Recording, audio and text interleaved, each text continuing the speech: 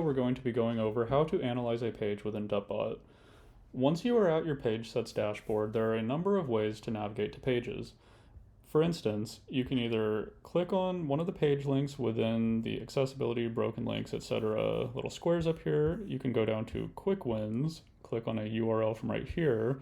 But for the sake of this video, we're going to look at how we get to all of our pages within our page set. In order to do that, you're going to go to the page set overview and click on the link that shows the number of pages that you have within your page set. Once you are here, you can see that we are presented with a tabular display of all of the pages and their issues within our page set. You can see that there are different columns for the amount of accessibility issues, best practices, broken links, misspellings, SEO, web governance, and open tasks for the page.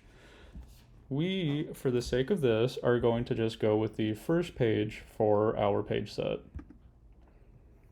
Now that we're in the display for the page, you will see that there are a number of things presented to us. First and foremost, we are given a preview of the page from our site. So we can view the page while we are still within DubBot.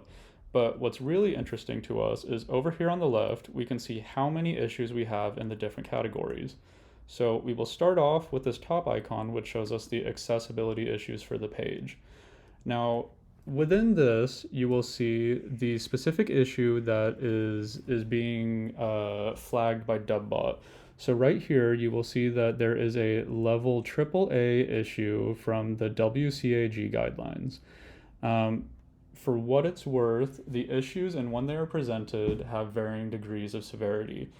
AAA is the least severe, but that doesn't mean that you shouldn't take it seriously. The other levels are AA and single A. Single A is the most severe, AA is in the middle, and AAA, like I already said, is the least severe. But you should really try to take care of all of these if possible.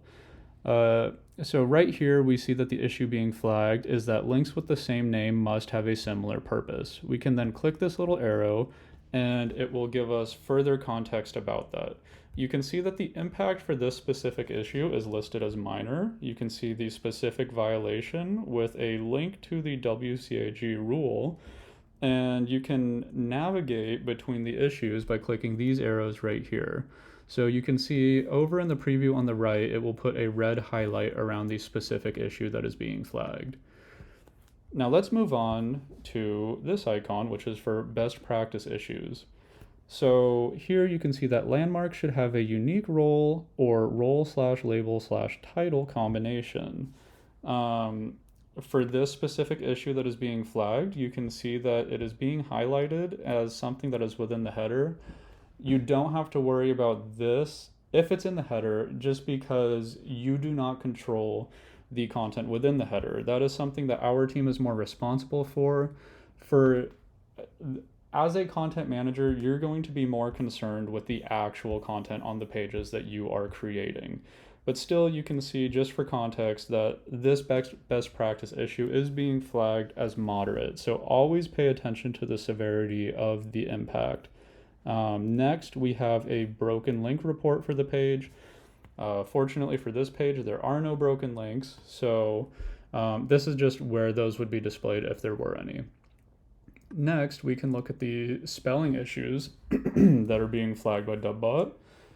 Here, you can see that it is flagging Instagram as being incorrectly spelled, and it presents spelling suggestions. So here it is essentially just suggesting that the I in Instagram should be capitalized. Sometimes it will incorrectly flag things as being misspelled, so it's going to be up to you whether or not you want to go in and rectify this issue. Next, the puzzle piece looking icon is for web governance. There are no web governance issues listed on this page, but if there were any, this is where you would find them. Next, we have SEO checks.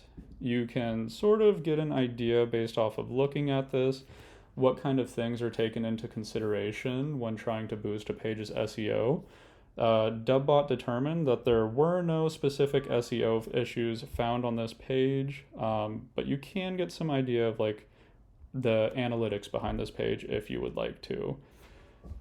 Next, we can go to the readability tab, and this is a particularly interesting tab.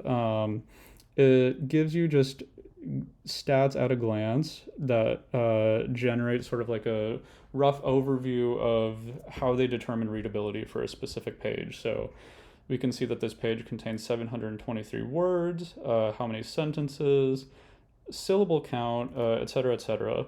And then down below, it actually provides like ease of reading scores, so you can get an idea of if your page is like particularly hard to read.